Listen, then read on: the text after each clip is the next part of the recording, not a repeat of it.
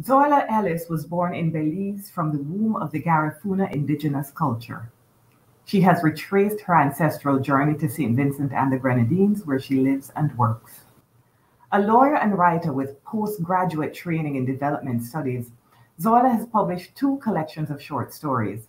Her first collection, On Heroes, Lizards, and Passion, has been used extensively in Belize and other parts of the wider Caribbean as required reading for the study of Belizean literature. The story she will read for this series is taken from her more recent collection, Salt Pickers and Other Caribbean Stories, which was published in 2019. Zoila's writing has been anthologized in the Oxford Book of Caribbean Short Stories, published by Macmillan, Caribbean New Wave, published by Longman, and A Snapshot of Belize, a collection of Belizean short fiction. Her writing has been featured in Food in Post-Colonial and Migrant Culture, edited by Michaela Canepari in 2012. On Heroes, Lizards, and Passion has been translated into German and Spanish. Her poetry has appeared in Creation Fire, a CAFRA anthology of Caribbean women's poetry. Zoila was awarded a Michener Fellowship by the University of Miami to participate as a scholar at the Caribbean Writers Institute of the University of Miami. Hi, my name is Zoila Ellis. I will be reading from my short story, 10 Letters from America, which is part of my collection of short stories entitled Salt Pickers and Other Caribbean Stories. 10 Letters from America, Part 1.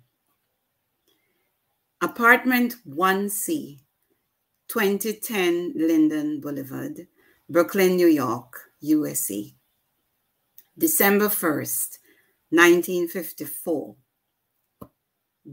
Dearest Maisie, I write to you this first letter to tell you I reached safe.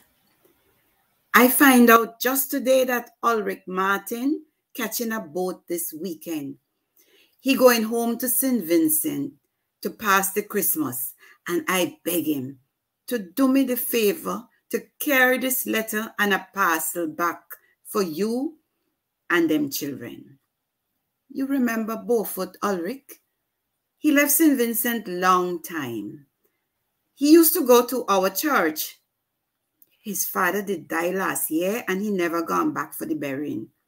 Everybody did talk bad about him. But Ulrich was over here in America, making plenty money, working by a hotel in Manhattan. Now, Ulrich buying a house in Queens, and when he done buy, I go rent a room from him. He help out plenty Vincentian, but nobody don't talk about that. Ulrich even find a work for me when I come up. It's because of that I get a chance to put a little money together to send something for you and the children for the Christmas. People will always talk them talk. You hear, girl? Anyway, I have to hurry to write this letter. I send in 2 doll baby, one for Janice and one for Sandra. Then I send in 2 football for Samuel and one for Nathan. The baby rattle with baby clothes is for the baby when it born. Make sure you put down the name good, you know. If it's a girl, put down Ruth. If it's a boy, put down Noah. You know how we try to raise with children and them in the path of the Lord. Use some of the money to buy 3 pounds of pork with some rice and peas to put with the provisions for the Christmas dinner. The balance, you save up to buy 2 kiddie goats to raise upon the land. I write to you with Christ's blessings to keep you and the children good till I come back. Your loving husband, Ray.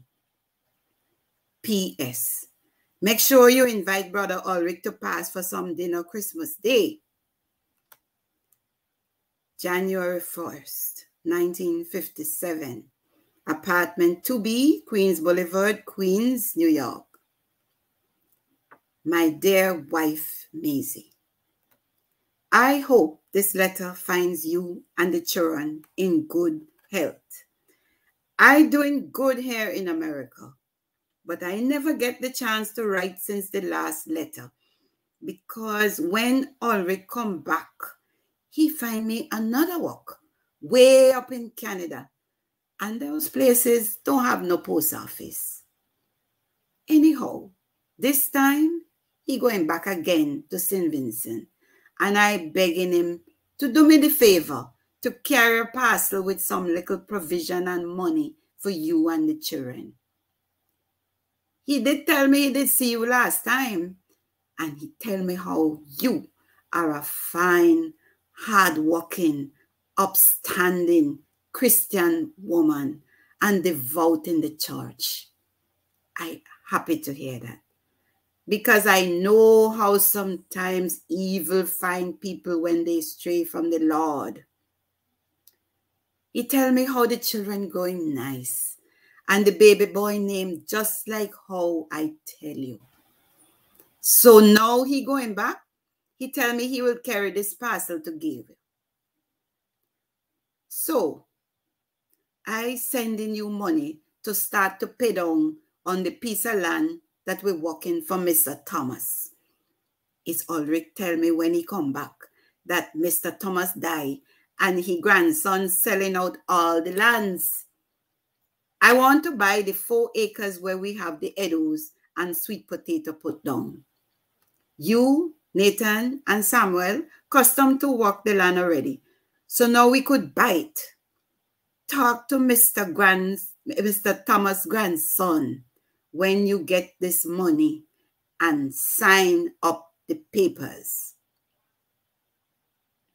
Brother Ulrich say he's staying in St. Vincent for 6 months, so I go collect the rent here in America for him. I did tell you he buy a house and I renting from him. Maisie girl, he doing real well. That man is a godsend. He really helping me a lot. So I go stay here and look out for he while he gone. Make sure them children go Bible school every Sunday and say the prayers before they go sleep. Your loving husband, Ray. December 21st, 1960. Apartment 2B, Queens Boulevard, Queens, New York, USA. My dear wife, Maisie. How time does fly. I can't believe another 3 years gone so fast. I was praying to have a chance to get home this Christmas to spend time with you and the children. But as you know, that bad hurricane mashed up the place and I can't get no boat to come down from America.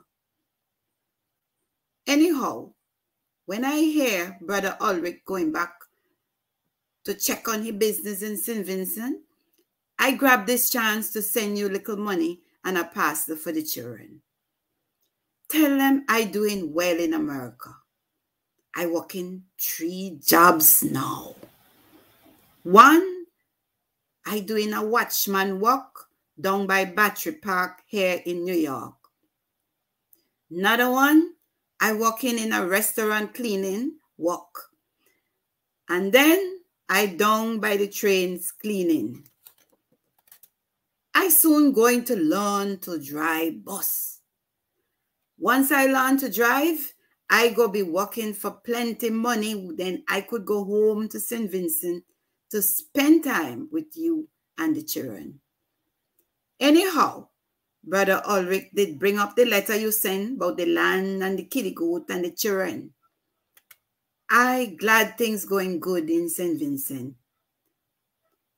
Brother Ulrich tell me he spend time with them every Sunday after Sunday school. He say you cook the best Sunday lunch in St. Vincent. He say, since his wife Carmel died last year, he never eat a good Sunday lunch till he go by you. I glad for that. Well, the Lord say we must bend the tree when it is young. Nathan soon turned 13 and Samuel done 16. I send in some money for you to save up so I could buy 4 more acres by Mr. Thomas lands and 2 more kiddie. Well, my dear wife, I close this letter for now. Just to let you know that I working hard here in America to make life good for you and the children. The Lord bless you and keep you. Your loving husband, Ray. January 1st, 1962. 5900 Linden Boulevard, Brooklyn, New York, USA. My dear wife, Maisie. I missed writing the letter last year and the year before that because things wasn't so good with me. And the money wasn't there to send you and the children something. Anyhow, Brother Ulrich stayed a whole year in St. Vincent. And when he come back, like he changed. He don't talk to me good like one time. And I decide to leave a place and find a next house. I stayed by an apartment with 2 people. One from St. Vincent and one from Curacao. Them is Christian ladies. And so you mustn't believe any wicked lies people come and tell you about me. I now get another work in Brooklyn doing construction. The pay is good, so I sending you some money to finish buy up the land I talked about the last time. This money I send in could pay the land and buy some lumber and material to put down a house. I can't say when I come into St. Vincent, so you must get somebody to measure up the house for me. Tell them I want a 36 by 25 foot house with 3 bedrooms, plus window in each room. Put the house 5 foot off the ground and make sure the lumber is good green heart. Tell the children I'm going to send something for them next Christmas. Tell them make sure they go to Christmas service and Sunday school. I'm not going to tolerate no unchristian behavior. As I close, I send in this letter with Charles Smith. Don't tell him nothing about my business because he and Ulrich is friend. Your loving husband, Ray. 5900 Linden Boulevard, Brooklyn, New York, USA. July 15th, 1964. My dear Maisie, this letter grieves my heart to write. Charles Smith come back from St. Vincent last month, and he now have it all about that you have a young baby since I gone. He telling everybody that is Ulrich's child. Now, I don't wish to accuse you wrongfully, but you can't expect me to ignore this malicious and untruthful rumor about my wife. I say it can never be true. For 10 years, I give you and the children everything. I work 3, 4 jobs in America. I buy land for you. I build house for you. 10 years, I don't look at no other woman. What else you could want? Anyway, I coming home to check for myself. Look out for me next 2 months. Woe be unto you, Maisie, if you commit adultery to me. I putting you out. Mark my words. Your lawful and faithful husband, Ray.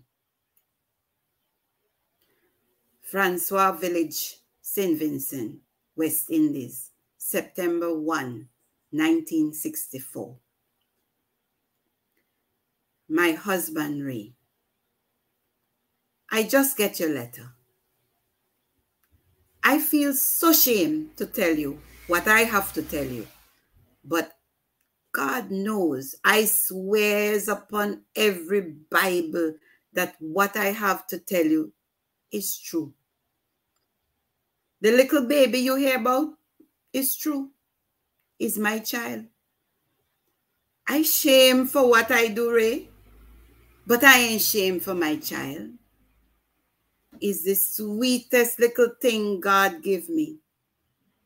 And it make me smile and laugh where I used to fret and cry.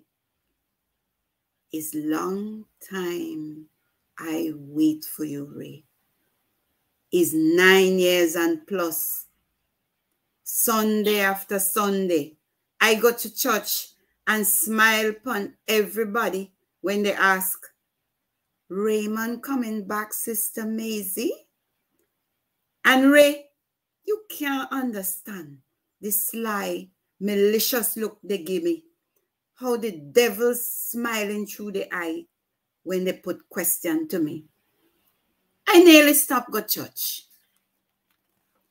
And for all them years, I smile and I say, yes, of course, he writing plenty and he's sending them children and me things. Or I would tell your worthless sister Susie, who acts the same way every Sunday like she is stranger. Well, Susie, is your brother? He never write you from America and tell you what he doing? Raymond, that girl never did like me. She know your mother. Even though I give your mother something out of every barrel you send from America. Your mother did want you to marry Sharon Decent. She think I don't know that? While I wait for you, man calling out to me. Good-looking man putting question to me. Even your church brothers, you would be shocked to know how many of them. Even Pastor John put words to me on Sunday evening after prayer meeting when he asked me to stay back and help pick scripture reading for Bible study. Maisie, look, Ray gone so long, Pastor John said to me. Your skin so brown and smooth, and that high bottom make me can't sleep at night time. You and me could walk out down the road and spend some time on an evening. Who to know? It's 3 times I answer him. God to know. Then he buy a motor car and I see him drive out with Sharon Decent after prayer meeting one Sunday. September come, September go. Every day I wake up 4 o'clock in the morning and go plant eddos and dash in and dig sweet potato. First me alone and then me and the children. We fix up the ground. We dig the tough ground and make row after row after row. Sun high and hot. We weed and we weed till the sweet potato and eddo get big. May come, June come, we reap, and then time we have to start again. The land you send me money to buy, you think that money buy land? No, Ray. is the sweet potato and dashing me and the children break we back for that buy the land and build that house. Raymond, is so I passed the first 7 years. Then one morning, I noticed my church dress don't fit me right round my bosom. My breasts start to drop. My hair get full and my skin begin to get wrinkled and wash out. It not nice and firm and brown again. It feel like roast breadfruit. I know I getting old and I cry and I fret, me alone. But when I think about you, I feel nice. When I get your letters, I feel happy. Every day I talk to the children about you. I follow your orders that you send in them letters. The children follow your orders. They come nice and obedient. If you should see them. I take a photo to send with this letter. The one stand up in the back is the biggest girl. She living with Thomas, Butte's son boy. And she making a baby. The next one to she in the blue dress, that is your second girl. I have she in a house job for Mrs. Dalrymple. She learning maid work. And Miss Dalrymple say the girl behaves so good. All the boy children with me work in the land. Every one of them look just like you. Except the baby, the last one. She is mine. When I make she in my belly, I make she so I could have a child for my old age. You remember my birthday is December 25th. I going be 45. You gone so long, Ray. I think you're not coming back. And I getting old already. House and land can't talk to me and make me laugh.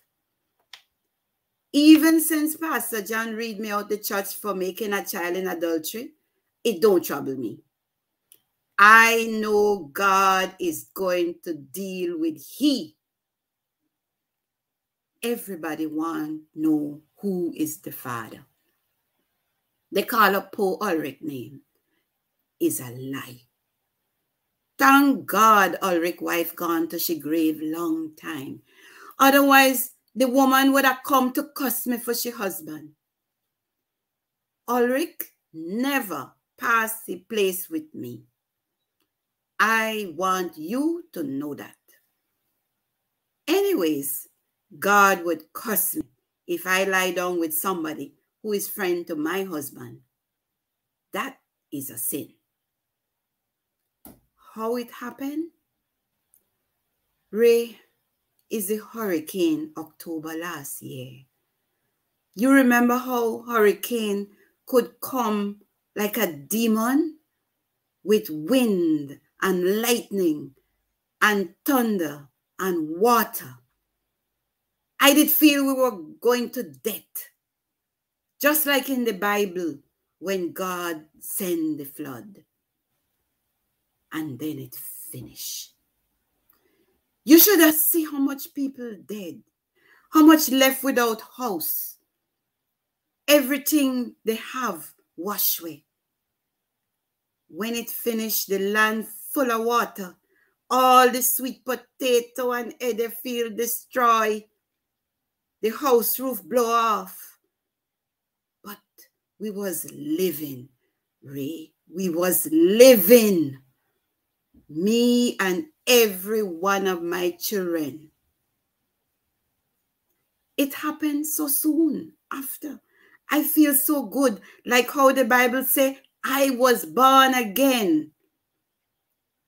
Every day the next week, I walk across by a mountain where I never walked before to sell farine to tongue people. I meet a young Carib man with brown skin and strong, pretty hair. He said he been watching me long time and how he loved me. He helped me carry my load of cassava every day from where we have the land up the warm mountain. He grind the cassava and helped me bake the farine in the copper. He talked to me nice, and we talk every day until I make the child. I tell him plain, I married. I tell him me can't stop with him because I take you, Raymond Burke, before God and man to be my lawful wedded husband, even if you're not coming back. He gone Aruba last week to work with the oil business. He and me finish. He not coming back.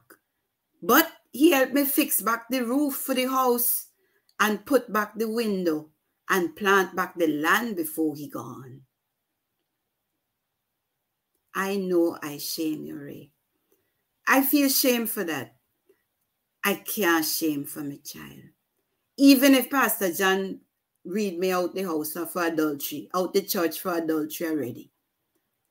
God knows I try to be a good wife, but you gone 9 years and temptation carry me away. I write to tell you so you know how the whole thing go. If you come back when you're old and sick, I will mind you and look out for you until you're dead. Your loving wife, Maisie Angela Louise Burke. P.S. I named her Angela, like me. P.S. Remember Joshua Fredericks, your little godson? He's teacher now. He write this letter, gimme. 5900 Linden Boulevard, Brooklyn, New York, USA, September 27, 1965. Dear Maisie, your letter reached me in good health, and I pray about it and decide to write you one last time. I have something to tell you. I'm not coming back. Sorry to say, but you will find out anyway. I married over here 5 years now to get my papers fixed up. And in 2 months, I will get my American citizenship. We have one child too. She turned 2 this year. I was going to go back to fix you up and the children too. But I feel it's better you live your life and I live mine. But you can't keep the house. I work hard in America for it. Neither the land. When my papers fix up, I go and come back to St. Vincent and get it organized. Tell my children their father still remember them. You know I can't send for them because my new wife don't know I have kids. Someday I will go back and see them. But for now, I don't know. Your ex-husband, Raymond Burke. Embassy of the United States of America, Bridgetown, Barbados, October 30th, 1965. Dear Mr. Burke, we write to advise you that your application for citizenship is being reconsidered. We have received authentic information from a person known as Maisie Angela Burke of the island of St. Vincent that you have possibly committed the criminal offense of bigamy And this matter is being investigated by our office in Washington, D.C. You are advised to seek legal counsel, as this issue, if proven, could result in your application for citizenship being denied and other criminal charges being possibly laid against you. We attach herewith a copy of the letter sent to us by Maisie Angela Burke and invite your response either in person at any of our New York Immigration and Naturalization offices or through your legal counsel to the accusations contained therein. Yours sincerely, Robert Monahan, Consular Officer, Embassy of the United States. And this is the letter enclosed, sent by Maisie Angela Burke. Francois Village, St. Vincent, West Indies, September 30th, 1965. Dear Mr. Ambassador, I write to tell you that my name is Maisie Angela Louise Burke. I live in Francois Village in St. Vincent. For 20 years now, I married to Raymond Burke, who is now living at 5900 Linden Boulevard, Brooklyn, in New York, in the United States of America. We married in 1945 at Truth and Hope Tabernacle in Francois. Both me and him was 25 when we married. But before we married, we was together for 10 years. From I was 15, he was the only man I know.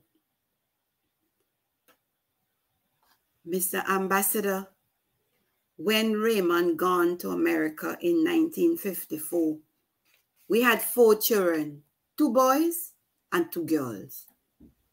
He left me 10 years and I alone look after them. I look after the land and everything.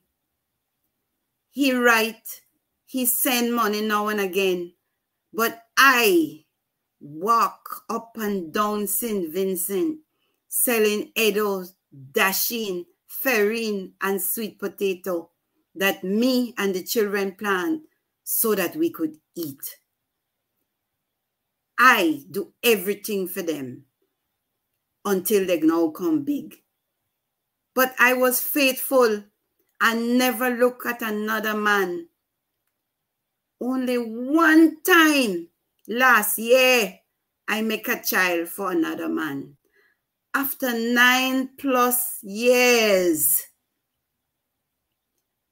Now he write and say he married for 5 years now. What about me, who wait for him and never sway from my marriage vows? He wrong to do this to me. I wait for him so much years. He wrong to marry to some woman and now throwing me away. After all I do for him. And he say he not coming back to them children he have here. I now turn 46 years. Everybody say I old and dry up already. And no man going want me. You don't want to know how much bad and wicked things they talk about me. Even though I live so pure and God-fearing for all them years. I write him and tell him I have a child with somebody else. But he have the worst fault. I want you to tell him that for me. I want you to send him back so that people in Truth and Hope Tabernacle could know how he bad more than me. I want justice, Mr. Ambassador. I want justice. I put in my marriage certificate in this letter so you could know what I say is true. I asking the Justice of the Peace, Mr. Ronald Morgan, to sign it. Is he who helped me write this letter? Because I only reached to class 2 in primary school. Yours faithfully, Maisie Angela Louise Burke. Editorial, December 20th, 1965. The Beacon newspaper, St. Vincent, West Indies. We here at the Beacon in St. Vincent must add our voices to those crying out against the senseless violence growing in our society. It is now obvious to all that there is a strong need for serious and deep reflection, community action, governmental intervention, and prayer. Even in this season of goodwill, we have to report that the alleged murder of his wife, committed by the recent deportee, Mr. Raymond Burke, is unquestionably a symbol of the worst kind of disease. The incident arose out of an altercation between the couple, and the police are investigating. We call on all the authorities concerned to ensure that this accused is swiftly brought to justice. We believe that all our women, those members of the fairer sex, should be cherished by their menfolk. The murder of this Christian lady is indeed a stain on our entire nation. We extend our deepest condolences to her children, her community, and to the members of the Truth and Hope Tabernacle, where she worshiped.